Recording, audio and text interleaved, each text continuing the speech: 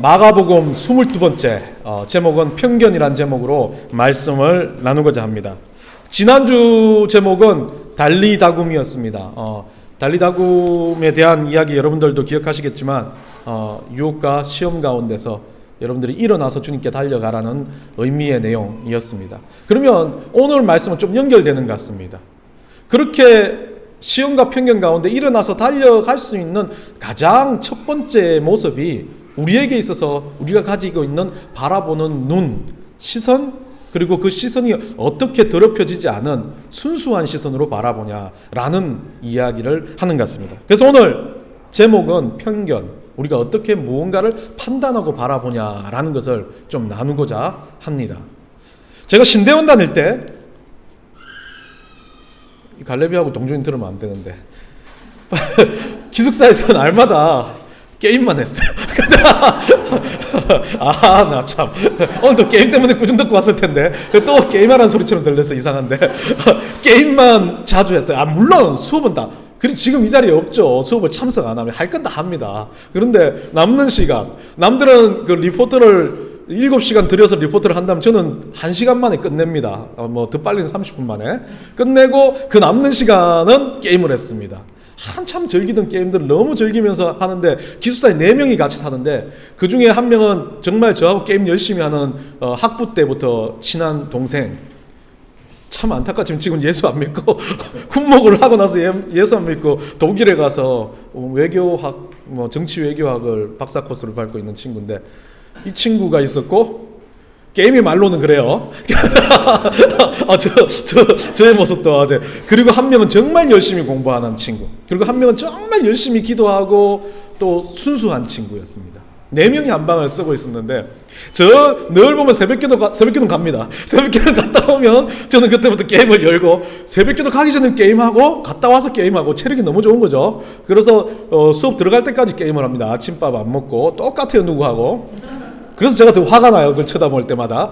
그렇게 게임을 하면서 있었는데 어느 날 수업을 갔다 오는 이 친구 하나가 저한테 그렇게 이야기합니다.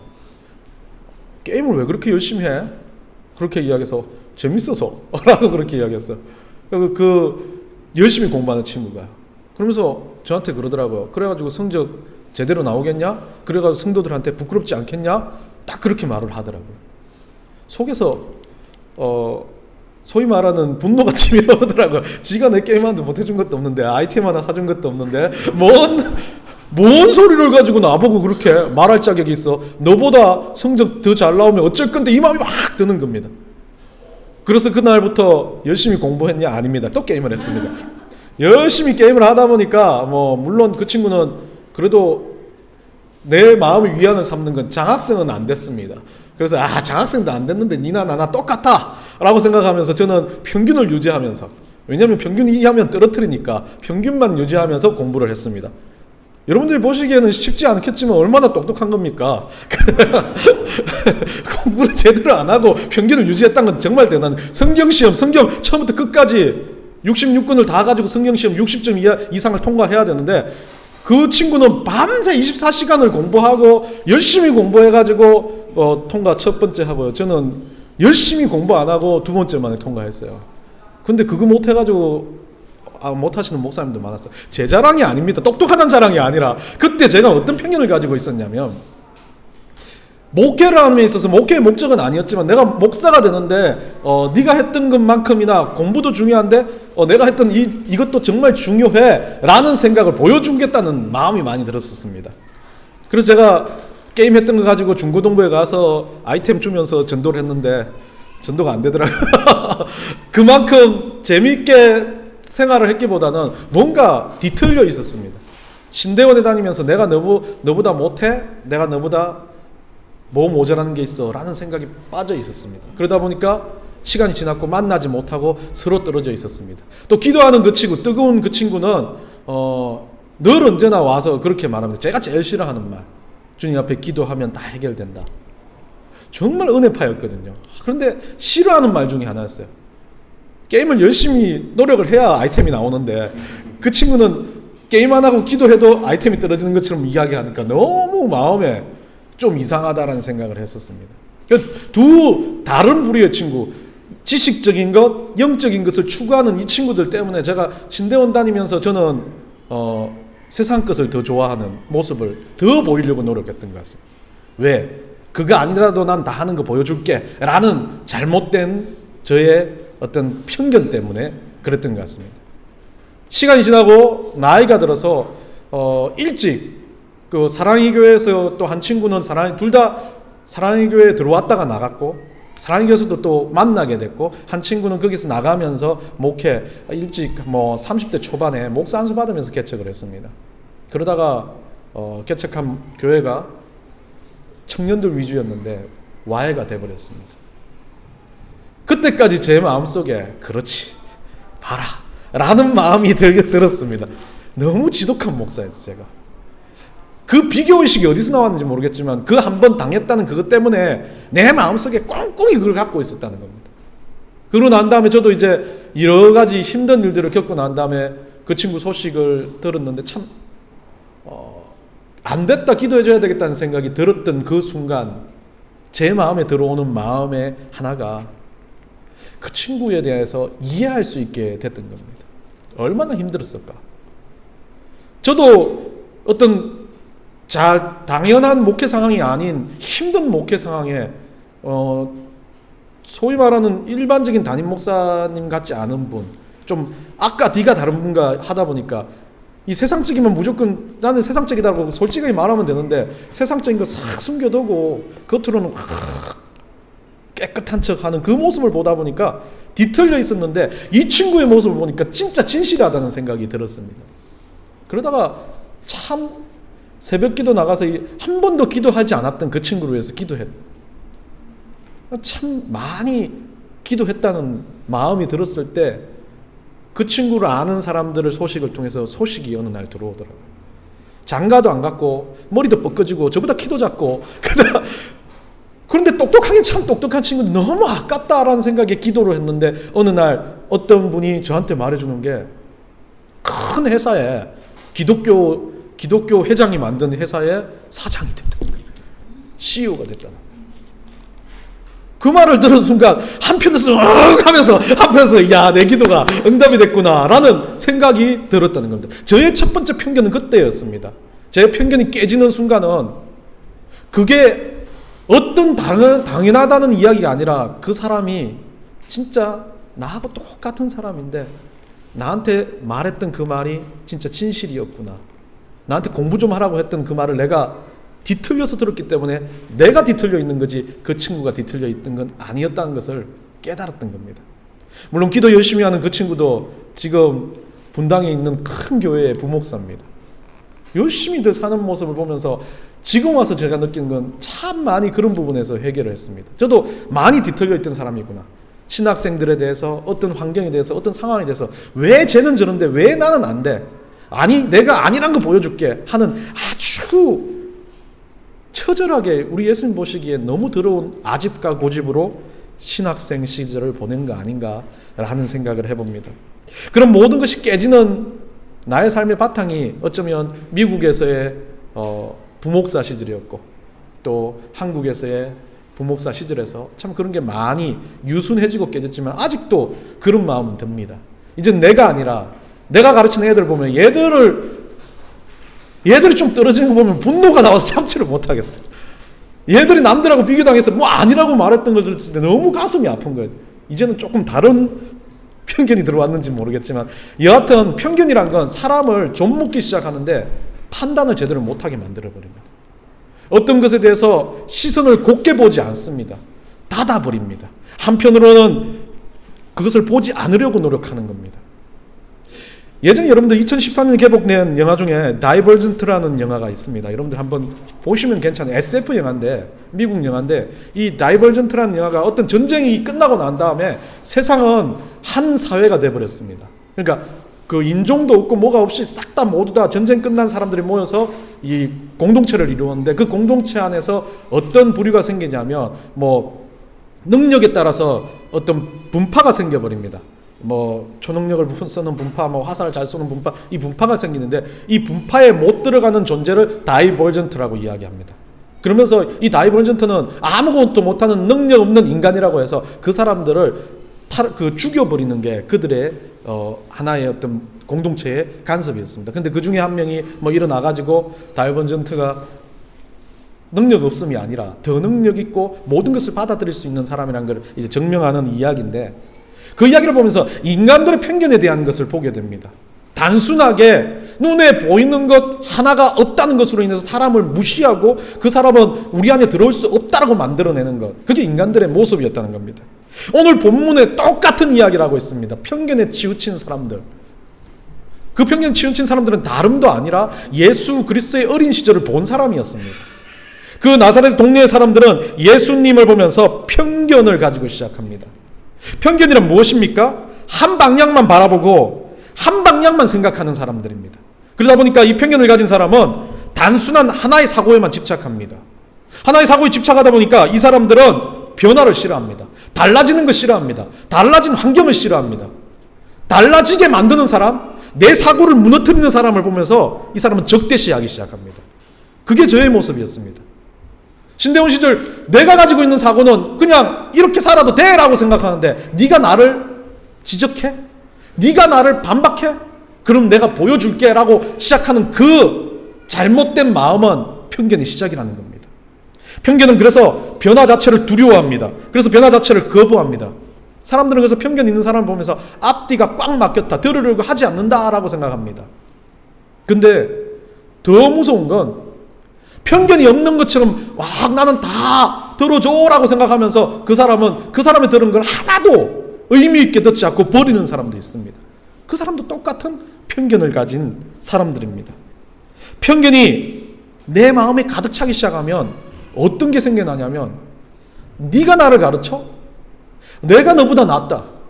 네가 뭐 얼마나 잘났는데? 네가 뭔데? 라는 교만이 싹트기 시작합니다.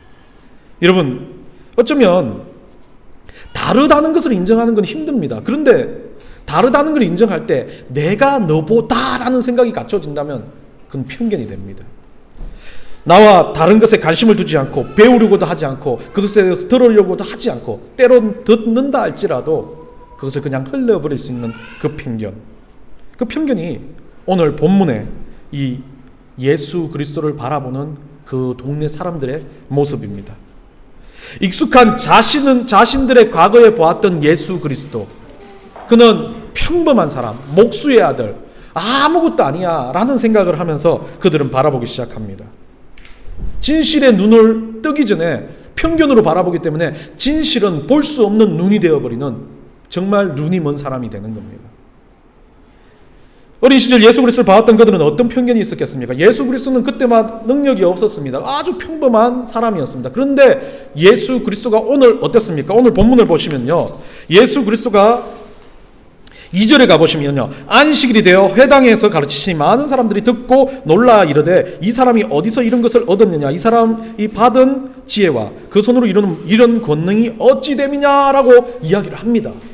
자, 어릴 때 별거 아니었어요. 공부도 못했고 찌질했고 못생겼어요. 그런데 어느 날 갑자기 나이가 들어가지고 딱 보니까 막 엄청난 저명인사가 돼가지고 나한테 와서 성훈이 막 그러면서 예전에 너 나한테 그렇게 했지라고 그 사람이 말을 합니다. 근데 그 순간 내 안에 드는 게, 학교 다닐 때 찌질이었는데 일단 내가 봤을 때 절대 저렇게 될 사람은 아닌데 운이 좋았나 봐, 아니면 뭔가 재수가 있었나 봐, 누구 때문에 뭔가 이유가 있었나 봐. 쟤는 그런 능력은 안 돼. 왜? 나보다 안 되는 아이였으니까 라고 생각합니다. 나사렛에 있는 모든 사람은 동일했을 겁니다. 어른이든 아이든 예수 그리스도를 바라면서 저 평범한 목수의 아들이 어떻게 이런 권능을 행하지? 뭔가 이유가 있을 거야. 아니면 뭐 귀신을 섬긴다든지 사단을 섬긴다든지 뭔가가 있을 거야. 나는 믿지 못해라고 이들은 판단하는 겁니다. 편견은 이런 데서 들어오는 겁니다. 자기가 가지고 있었던, 자기 소신이라고 생각했던 그 눈, 내가 예전에 믿었던 그 눈. 제가 살을 한참 뺐을 때 사진을 찍어 올리니까 외국에 있는 선교사 친구들이 와, 이건 누구야? 와, 그러더라고요. 그래서 내가 성훈이다 그러니까 어릴 때 별명이 제가 물찬 돼지 뭐 이런 거였거든요. 물찬 제비가 아니라 물찬 돼지, 뭐 새끼 돼지 이런 거였는데, 우와, 이건 새끼 돼지가 아니고 사슴이 됐네 그러더라고요. 기분이 너무 좋았어요. 그 옆에 있는 친구 하나가 댓글을 달았어요. 야, 돼지가 살 빼면 사슴이냐? 그거는 상표 그 뭐라 그러냐 이거 판매 안 되는 병든 돼지라고 그렇게 적어놨더라고. 아, 짜증이 확 올라오는데 이런 편견을 가지고 있는 거예요. 사람들은 보이는 거예요. 눈에 보이는 것에 대해서 편견을 가지고 쟤는 그랬는데 왜 제가 바뀌어? 저는 절대 안 돼라고 생각하는 마음이 들기 시작하죠. 나사렛 예수를 바라보는 눈도 똑같습니다. 그 사람들은 어떻게 됩니까? 이 놀란 나사렛인들은 2절의 끝자락에 보면 이런 권능이 어찌 됨이냐는 단어를 씁니다. 이게 있을 수가 없다는 겁니다. 반복적으로 어찌 됐어? 이게 왜 이렇게 된 거지? 왜 이렇게 된 거지라고 말하며 이들은 예수 그리스도를 인정하지 않는 겁니다. 여러분, 익숙해졌을 때 무언가에 대해서 놀랐을 때 반응 어찌 됨이냐는 이 반응에는 몇 가지가 들어있지만 한 가지로 볼 수 있다면 사람은 놀랄 때 대부분 두 가지 반응을 합니다. 놀라면 와 놀라가지고 와 저렇게 될 수도 있어? 야 나도 되고 싶다. 내지는 감동이다. 우리 친구 사슴이 되었다라고 하는 친구는 감동을 받은 거죠. 아 그래 나도 살쪘으면 다이어트를 해서 한 목사처럼 되겠구나 라고 생각하지만 한편에 병든 돼지라고 이야기했던 그 친구는 어떤 생각이 드냐면 야 지가 무시를 해버리는 겁니다. 야 저거 이제 분명히 요요와 다시 요요 오긴 했지만 분명히 요요와 저거 단순간이야. 아니면 뭐 어디 가서 약 먹고 뺐어. 어디 가서 뭐 해서 뺐어. 지방 흡수술했어. 이렇게 생각을 한다는 거죠. 그런데 중요한 건 나사렛 사람들은 감동하고 놀라지 않았고 그들은 어떻게 했습니까? 그 이야기에 대해서 무시해버리는 겁니다. 편견을 가진 사람은 에이 그 들을 필요도 없어. 제가 참 많이 아는 형태입니다. 에이 그런 말 하지 마. 그 정도는 막 에이 그냥 안 들어도 돼 라고 생각하는 그런 편견을 가진 사람들은 무시를 해버린다는 거죠. 나사렛 사람은 똑같이 무시를 합니다. 이렇게 무시를 하다 보니까 무시 가운데 뭐가 생겨납니까? 그건 무시해도 돼. 내 생각이 맞아. 왜? 똑같이 그 사람 원래 아무런 능력 없는 사람이니까 라고 생각하기 시작합니다. 우리 그리스도인들은 편견에서 벗어나기 위해서는 달라야 한다는 겁니다. 물론 감동이 안 될 수도 있지만 그 사람이 얼마나 바뀌었는지 얼마나 바뀌기 위해서 노력했는지 얼마나 그 사람이 내가 생각했던 것과 다른 건지 우리는 받아들일 만한 그릇은 돼야 된다는 겁니다. 그러면서 이 나사렛 사람들이 뭐라고 말하냐면 뒤에 가가지고 3절에 가보면요 이 사람 그렇게 말해요. 어줍지 않은 예수 그리스도 아니야. 걔 삐 말라가지고 아무것도 못하고 생긴 것도 막 쭈구리같이 생겼고 목수 일한다고 그 구슬탱이 앉아갖고 늘 있는 걔 아니야. 그 애가 이렇게 똑똑했냐? 그 애가 이렇게 막 선지자같이 능력을 막 병든 자도 고치고 막 이런 능력이 나타나는 거 저거 우리는 믿을 거 못되라고 무시하는 그 사람들은 이제 더 극단적인 반응을 행합니다. 3절 끝자락이 뭐요? 배척한지라. 배척이란 말은 완전 대놓고 무시하는 겁니다. 지가 잘났으면 얼마나 잘났어. 난 너하고 말 한마디도 안 해. 말도 안 섞어. 여러분들 사람들이 누군가에 짜증나면 처음에는 친구가 막 자랑하면 들어주잖아요. 아, 들어주는데 어느 날 너무 친구가 짜증나면 어떻게 해요? 연락 두절. 지금 나사렛 사람들은 예수 그리스도하고 연락 두절하고 싶은 마음, 관계를 끊고자 하는 마음, 거기에서 또 어떻게 더 나아가서 예수 그리스도를 비방하는 것까지 갑니다. 막 욕하는 것까지 가는 그 배척의 의미를 가지고 있습니다. 그런데 오늘 이 본문에는 나와 있지 않지만 예수 그리스도께서 그런 배척을 당하시면서도 그런 편견 가운데 그 편견이 깨어지게 하기 위해서 예수 그리스도가 했던 방법은 다른 어떤 것도 아니었습니다. 단순하게 예수님은 자기가 했던 그대로의 삶을 그대로 유지하십니다. 오늘 4절에 가보면요 예수께서 그들에게 이르시되 선지자가 자기 고향과 자기 친척과 자기 집 외에는 존경을 받지 못함이 없느니라 하시니라. 이중부종을 합니다. 예수님은 한마디로 뭐라고 말합니까? 절대 존경을 받을 수 없다. 그런데도 나는 이들에게 똑같이 말씀을 전하고 기적을 베풀고 역사를 하겠다. 왜 그러냐면 나는 뭔가 편견에 사로잡힌 사람을 이게 편견이니까 이 편견을 이렇게 바로잡아 라고 가르칠 이유는 없다라고 생각합니다. 그냥 단순하게 내 일을 하는 거다. 뚜벅뚜벅 내가 할 수 있는 일들을 하겠다라고 말합니다. 그래서 5절 6절에 뭐랍니까? 모든 거기서는 아무 운동을 행할 수도 없어. 그 사람들이 맞고 뭐라 그러니까 어떻게 합니까? 주변으로 가서 소수의 약한 사람들을 향해서 권능을 행하고 그들을 안수해서 고칩니다. 똑같이 일을 합니다. 못 들어가게 하는 것은 빼고 들어갈 수 있는 촌과 마을을 두루다니면서 그 일을 하고요. 그 일을 하면서 16절에 가서 그렇게 말합니다. 모든 촌에 두루다니시며 가르치시더라. 나사렛 동네 주변을 예수님은 돌아다니면서 가르치셨다는 겁니다. 편견 가운데 편견과 맞서 싸우라고 예수님 말하지 않습니다. 편견을 가졌어? 물론 인간이기 때문에 편견을 가질 수 있어. 그 사람의 편견이 무너지게 하는 유일한 길은 네가 편견을 그렇게 가졌지 내가 네 편견이 잘못됐다는 걸 보여줄게, 증명해줄게, 깨줄게 라고 만드는 방법이 아니라는 겁니다. 내가 늘 했듯이 아침밥 먹고 일어나서 똑같은 일을 반복하면서 편견을 가지고 욕을 하고 있는 그 사람 앞에서도 내 삶을 꾸역꾸역 살아가면서 그 사람들 앞에 욕하지 않는 것, 그 사람들 앞에 나도 편견을 가지지 않는 것, 내가 할 수 있는 일들을 하는 것, 그게 바로 예수님이 이 시대의 편견을 깨는 작업이라고 말하는 겁니다. 수없이 많은 여러분들은 손가락질을 받을 수 있습니다. 그리고 여러분들도 편견을 가지고 누군가를 향해서 손가락질하는 존재가 될 수 있습니다. 저도 그랬습니다. 어릴 때 저희 어머니한테도 그랬고 저희 아버지한테도 그랬습니다. 저희 아버지는 참 지독한 사람이었어요. 혼자만 즐겁고 혼자만 예수 믿고 가는 그런 아버지의 모습을 봤을 때 나는 예수 믿는 것 자체가 그렇게 모범이 되냐라는 생각이 들었어요. 엄마한테는 그렇게 괴롭히고 세상 나가면 그렇게 추앙받고 동네에서 경찰서장이라고 그렇게 존경받는 사람이 집에 들어오면 개차반인데, 이런 말 하면 안 되지, 아버지. 돌아가신 아버지한테.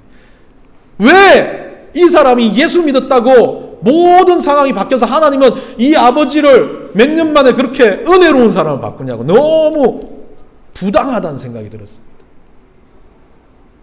그래서 아버지하고 말도 잘 안 했어요. 몸이 아픈 아버지. 아버지한테 뭐 그렇게 살갑게 대하지도 않았어요. 그 대신 어머니한테는 정말 살갑게 대하는 막내 아들이었지만 결국 아버지가 돌아가신 전주에도 저는 아버지한테 한마디 말도 안 하고 목욕탕 갈 때도 아버지보다 한 5m 떨어져서 아버지는 쩔쭉쩔쭉 저를 몸이 아프니까 따라오면서 목욕탕 갔다가 목욕탕에서도 오면서 남남처럼 왔어요. 그렇게 오고 난 다음에 아버지는 일주일 만에 돌아가셨습니다. 편견에 사로잡힌 내가 어떤 마음이 있었냐면 이게 부당하냐는 겁니다. 이게 정당하냐는 겁니다. 하나님이 이거 정당한 겁니까? 우리 아버지만 봐도 그래. 일평생 우리 어머니 두들겨 폈는데 왜 이런 아버지가 저렇게 쉽게 막 모든 거 다 버린 것처럼 예수 믿어야 됩니다. 예수를 믿으면서 너무 행복해 보여. 지독하게 제 마음에 드는 생각은 저건 아닌데라는 생각이 들어요. 좀 욕 좀 보고 고생 좀 해봐야 되는데 자기는 일평생 자기 마음대로 살고 정말 예수 믿을 때 평안히 믿고 그렇게 천국 가는 게 이게 정당한 겁니까? 라는 마음이 들기 시작해요. 제 편견. 목사가 되고 성도들 대하고 말씀을 깊이 알면서부터 생겨나는 마음이 네가 하냐는 거죠. 우리 하나님 나에게 주는 음성은 그거예요. 나는 지독한 편견에 사로잡힌 거야. 하나님 일에 대해서 꼭 내가 신인 모양 내가 하는 양 그 일들을 편견으로 사로잡혀서 하나님 앞에 따졌던 거죠. 그게 해결되는 순간 하나님 나한테 말하는 거야. 네가 해야 될 건 네가 그렇게 아버지한테 그랬다면 지금 너희 어머니한테 더 잘해야 되는 거 아니야. 내 마음에 그런 마음이 들지만 참 부족한 사람이 지금 어머니한테 그렇게 못하는 거야. 편견에 사로잡힌 사람의 특징은 그 편견이 잘못됐다, 그 편견이 문제 있다라고 그것을 고쳐나가야 되는데 고쳐나가면서 또 다른 편견이 들어옵니다. 그러다 보니까 그것에 대해서 사로잡힌 사람이 되어버리는 겁니다. 여러분, 이런 편견을 이길 수 있는 건 다른 어떤 건 아닙니다. 예수님이 하셨던 것처럼 매일매일 신앙인으로서 동일하게 살아야 된다는 거죠. 나한테 편견이 들어오고 잘못된 생각이 들어오고 짜증나는 생각이 들어올 때 그때 용기가 있어야 돼요. 다른 사람을 볼 게 아니라 나를 봐야 된다는 거죠. 나를 쳐다보면서 내가 어떤 거냐. 나사렛에 있는 예수 그리스도 아는 그 백성들처럼 그 무리에 속하지 말고 떨어져 나와서 나는 왜 그랬지? 나도 왜 그렇게 판단했지라는 내 스스로의 반성이 필요합니다. 그게 성경에는요 회개라고 말합니다. 회개는 다른 어떤 것도 아닙니다. 내가 왜 그랬지? 내가 왜 그런 생각을 품었지? 아니면 내 생각이 맞는 건지 틀리는 건지 우리 성령님이 알려주셨으면 좋겠다라는 생각을 합니다. 그리고 마지막으로는 예수 그리스도의 마음을 가지는 겁니다. 회개할 수 있을 때 예수 그리스도의 마음이 나 안에 들어옵니다. 예수님이라면 어땠을까? 예수님이라면 나는 이런 편견의 가운데 있는 내 생각을 어떻게 고쳐주셨을까? 라고 되묻는 작업들을 하는 겁니다. 그렇게 사랑하는 어머니가도 전 많이 싸웠습니다. 예전에 얼마 되지 않아서 어머니하고 그 창 모셔다 들으면서도 한번 말다툼이 있었습니다. 너무 막 분노가 치밀어오고 왜 이럴까라는 생각이 들었어요. 그러면서 운전을 하면서 서로 격양된 분위기를 낮추면서 했는데 제가 어머니 죄송해요라 그러는데 어머니가 안 받아들인다 그러더라고요. 네 사과 안 받아 그러더라고요. 그때 더 화가 났어요. 아무 말 안 하고 집으로 돌아와가지고 몇 시간을 지나서 어머니한테 다시 전화를 했어요. 천천히 이러니까 어머니 죄송합니다 라고 그러니까 어머니가 울면서 하는 말이 한 번만 네가 말 한마디만 조심했다면 내가 그러지 않았을 거다 라는 거죠. 그런데 말 한마디 때문에 그렇게 된 걸 너는 너무 쉽게 바라봤지만 일생을 나는 너한테 그런 말을 들어왔다. 그 순간 제가 참 가슴이 너무 뛰며 죄송하다는 생각이 들었어요. 아버지한테 그런 편견을 가지고 엄마한테 그렇게 잘하겠다고 결심했던 게 지금도 엄마한테 그렇게 힘들게 하는 아들인 거예요. 목사라는 존재가 아니라 그런 지저분한 아들, 편견을 가진 아들이었던 거예요. 나사렛에 있는 그 사람들 못한 아들.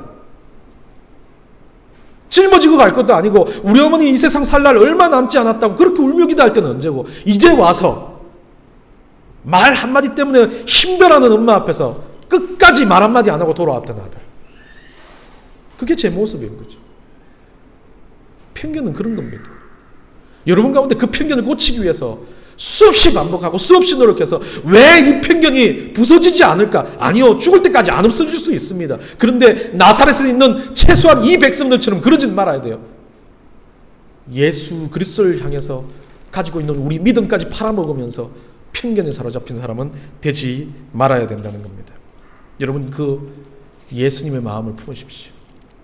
예수님은 어땠을까? 이럴 때 예수님은 어떻게 하실까? 이럴 때 예수님이 어떻게 말씀하실까? 어떻게 나의 말을 통해서 역사하실까? 그렇게 여러분들이 기도하며 그것이 깨달아졌다면 회개하며 편견을 이겨가시는 여러분 되시기를 간절히 축원합니다.